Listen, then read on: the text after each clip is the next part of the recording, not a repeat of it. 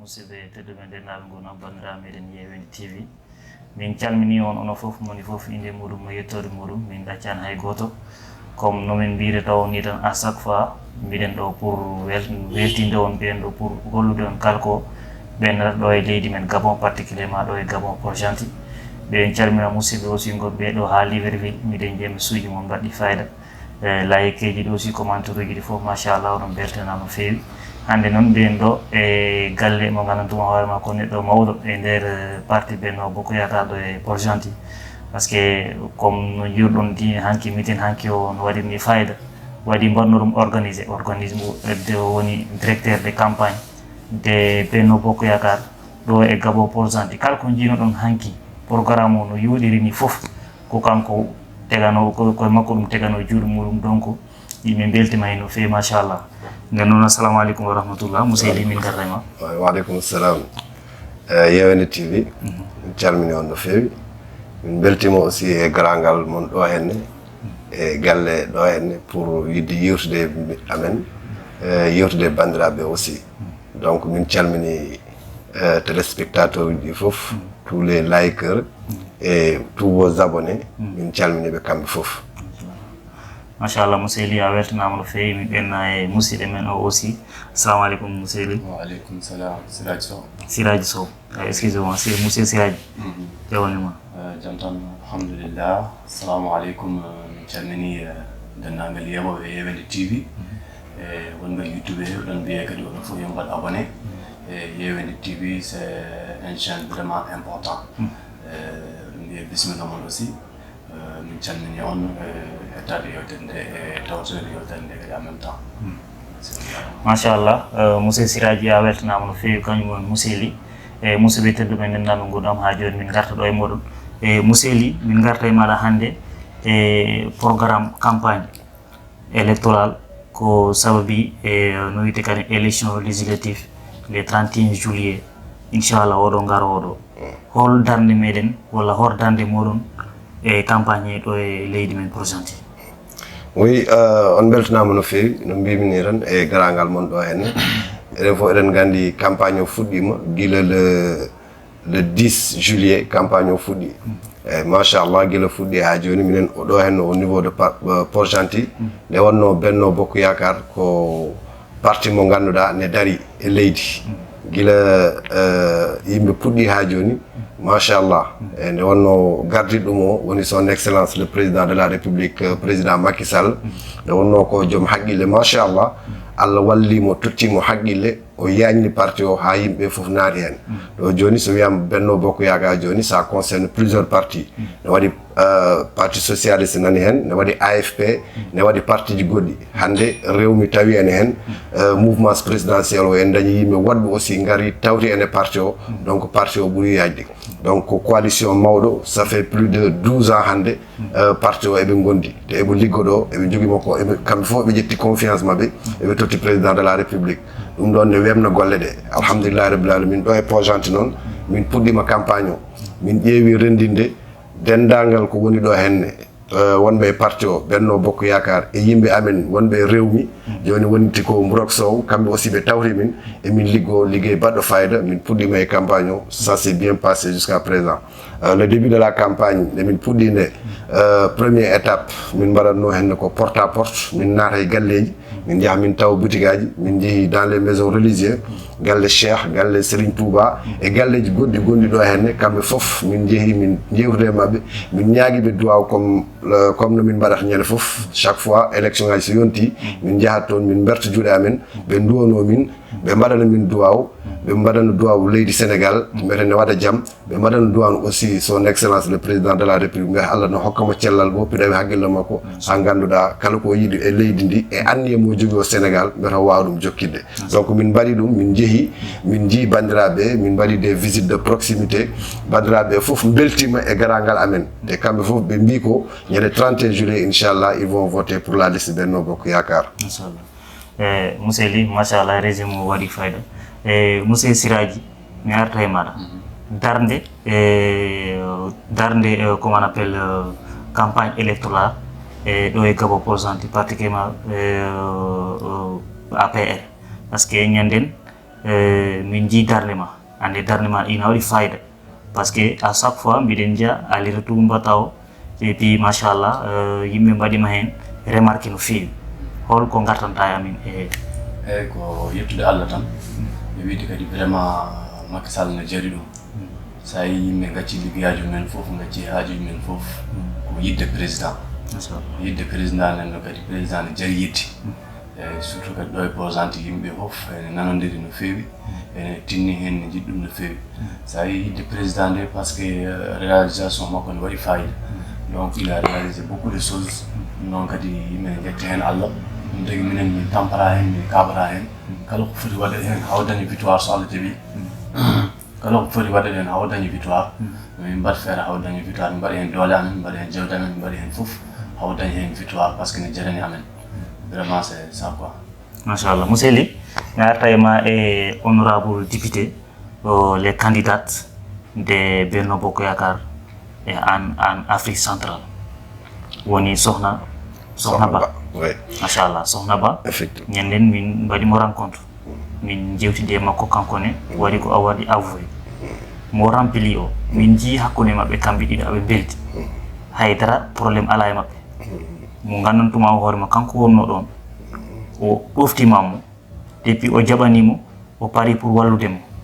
pendant 5 ans prochain par ce que mbiɗa andi inchallahu rabbi le 31 juillet ko ɗum tan fada o falo inchallah oui on relation mo gandantuma hoorema oɗon a yalta on a naata te puis yimɓe no mbawno wiide ko concurrence walla oɗa ina acca poste oɗa ina ƴetta poste ɓe mbasa weldude mais min jii hakkude maɓɓe ne weeli machallah effectivement ɗon mboɗo softa jaabade hen no feewi nde wonno madame Sohna Ba ko debbo jontaɗo mo foti remplide o te ona espoir le 30 juillet mo ƴettu place makko woni Adja Binta Seck ko debbo mo ganduɗa ko dariɗo actuellement elle est la trésorière de Benno Bokk Yakaar ici au Gabon surtout à Libreville ko debbo dariɗo ko membre fondateur de APR donc ko dariɗo o tinni ha Allah waɗi son excellence tottimo confiance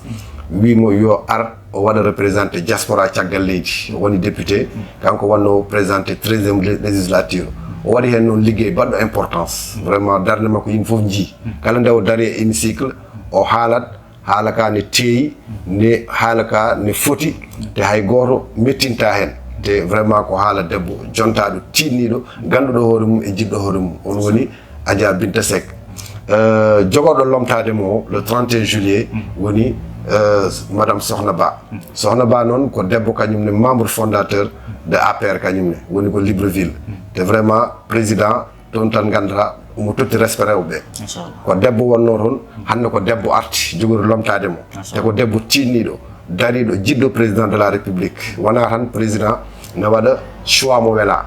président souvent mo jogui des critères omo ƴeewa dariɓe e parti o Sohna Ba noon fait partie des femmes ɗi ganduɗa eɓe darini parti o donc relation makko hakkude makko e Binta Seck ko relation joɗɗo an e hoorema waɗi témoin ñanden kamɓe gardi ɗo henne Binta Seck ne wawno wiide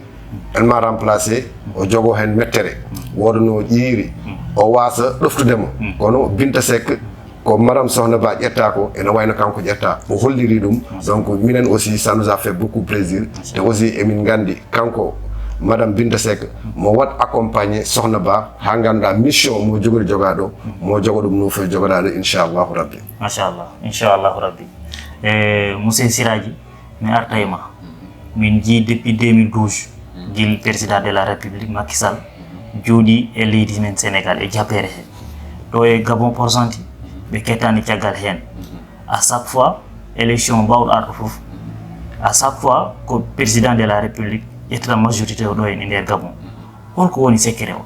bon secret o ko renduɓe yidde goni ɗo e pourcenti te kadi zone o foof yettama no feewi ko renduɓe yidde e vraiment kadi président no mbirminani tan omo weeli jingande ba kadi pourcenti naɓe kadi ko anduɓe no gotirte ko botoɓe kadi vraiment président meeɗa perdude ɗo à chaque fois élection hay so mbaɗi kanko presque 98% wala 80 ɗum ɗo mankata quoi donc c'est vraiment important te yimɓe kadi ne nanodiri ɗo ne namodiri e kadi kala campagne min mbaɗata ɗo vraiment minen fof min danda min mbaɗa hen doole amen min danda hen no feewi minen fof min mbadda hen ha feewa sans probléme noon tan ɗum woni secret o ka yimɓe ne nanodiri te ne jiɗodiri ɗum kadi c'est vraiment important quoi vraiment machallah min jii monsieur comment on appelle président ɗo e Port-Gentil woni Mamadou Diallo min jii amo ɗofta amo walla so noddi yimɓe fof notomo sukaɓe ina cawri hettude caggal makko sukaɓe ina cawri so noddi no notorteni par ce que ɗo sa ƴeewi à part kanko ala no dow ɗo notore no notirani par ce que hande hay artiste par contre hay soko bawmal arnoɗo no notirte ni kanko hay goto nototako mono ɗum ɗon holko sabu kadi ko jiɗɗo Macky Sall aussi kadi ko membre fondateur te o ɓooye parti he donc vraiment kadi ko galle makko kadi o teeriño donc kanko ñande fof omo waɗa hen doole makko omo tinni hen no feewi en plus ko dariɗo tan quoi vraiment kanko neɗɗo dariɗo omo yiɗi parti o no feewi ɗum tagi hadi so noddi kadi alay saago yimɓe notomo par ce que omo yiɗi parti o donc omo darani ɗum no feewi donc noon tagi hadi vraiment minen fof min keeɗi caggal makko kamɓe grand ɗi fof kamɓe wonɓe membre ɗi fof e kamɓe fof min keeɗi caggal mabɓe yimɓe fof ne mbaddi respecté ne mballa parti o ne poussa parti o mbele parti o ne yaara yeeso kadi kadi ɗum kadi woni importance o quoi machallah pour ɓeydude hen tan ko waɗi haale grand Diallo Diallo woni coordinateur amen ɗo henne yimɓe fof ne tottimo respect ko mbiɗa ko so noddi yimɓe fof noto effectivement ko lawol nde wonno kanko nde président ummi nde tan kanko ummi pour la première fois nde Macky Sall ari ɗo hende son excellence en tant que candidat o dari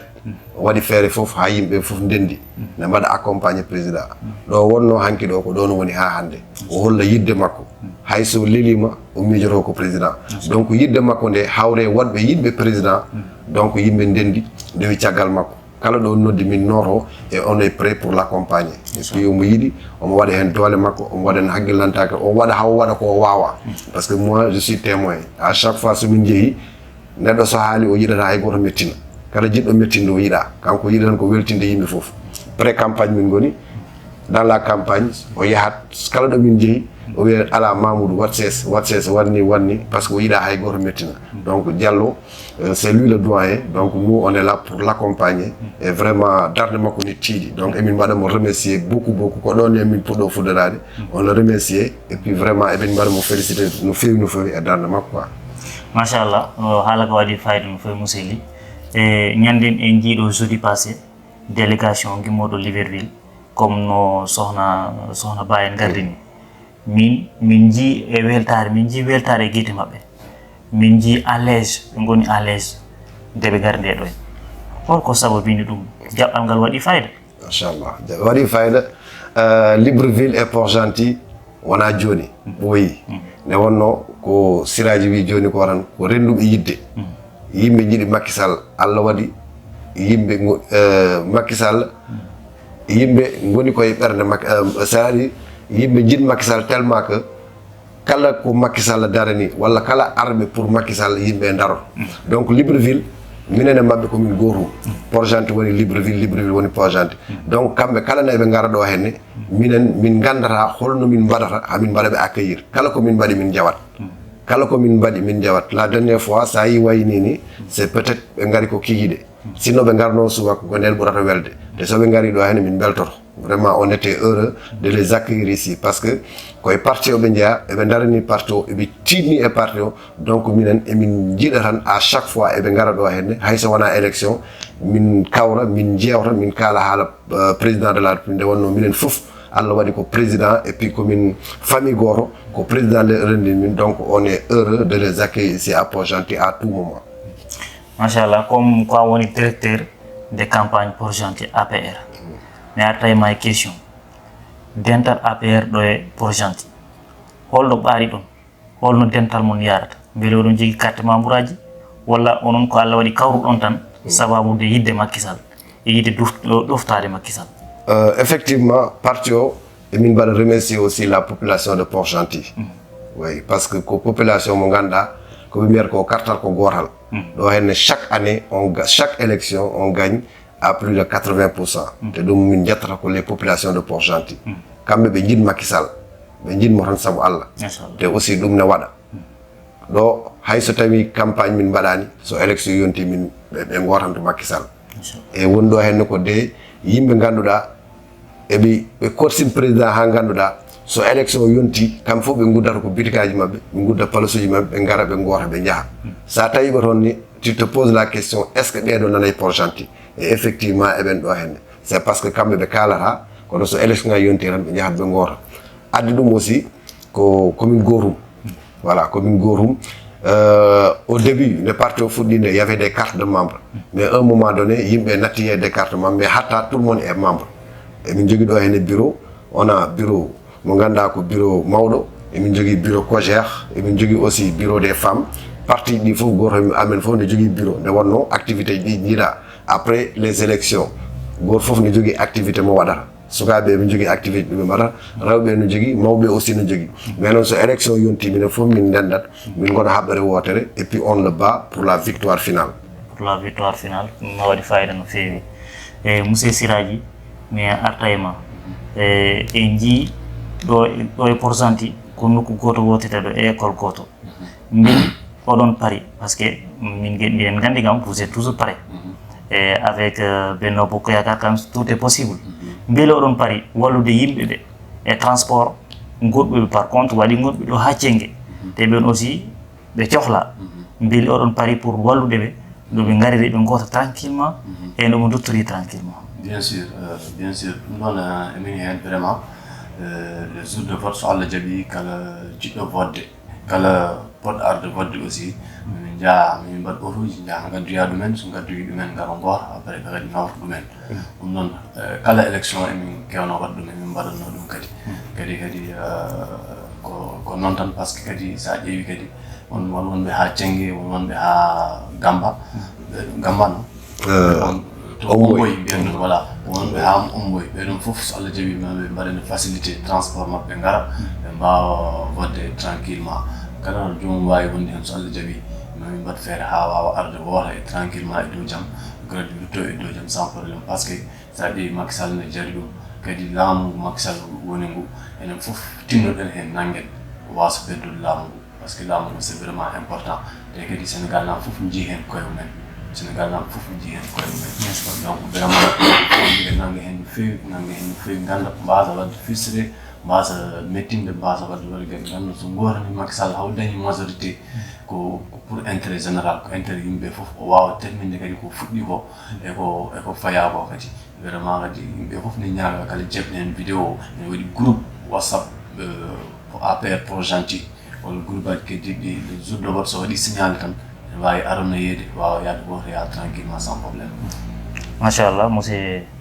Siraji haalama waɗi fayida monsieur Ly mi arta e maɗa ɗo no wiyete kadi ɗo e Gabon Port-Gentil ɗo gonɗen ɗo par ce que en jii politique o no yaari ɗo en on jii aussi no guurirɗen ɗo en guil no ɓe mbirini guil Macky Sall ari nattuɗo wiyede muɗum mais les Sénégalais de diaspora on ligguey ɗon e on ide ɗon te en jii hen koye men holno jiiruɗa ɗum on question omo weeli jaaɓede par ce que aɗa Macky Sall toujours kala nde o ari fof il faut adda différence aɗan wiyete ko muɗum ɗan yankoɓe mais joni wiyete ko Sénégalais de la diaspora et en plus o watti min 15e région ɗum tagui hande emin goota ɗo henne avant on ne votait pas législative à l'extérieur mais aujourd'hui yimɓe ne goota à l'extérieur c'est grâce au président de la République actuellement minen goni 15e région du Sénégal e ɗum kam kanko waɗi ɗum donc joni natti Modou en Samba joni wonti ko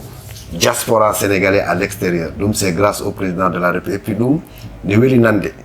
nande par ce que neɗɗo tinɗoma tan wawata wattudema nde wonno kanko haade makko arde kanko le son excellence il a sillonné un peu la diaspora o yi ko woni hen ko o wi Sénégal naɓe no gurdata hen ni o yi ko watte e diaspora ko o yi aussi contribution mo diaspora o waɗata plus de 1000 milliards eɓe ɓeyɗum e budget Sénégal o andi ɓeɗo de eɓe poti wallede o ƴetti o wi wadde mi watti on 15e région o waɗi min décerné plus de 15 députés ɗi ganduɗa kamɓe poti jooɗoyade à l'hémicycle pour mbaɗe représenté diaspora o donc ɗum aussi vraiment ko satisfaction mo ganduɗa emin dañi ɗum e président de la république 15e région du Sénégal. Du Sénégal. Diaspora. Beli enen diaspora bébé comme an wadi ko ganduda hen qui est bien miné dans la politique.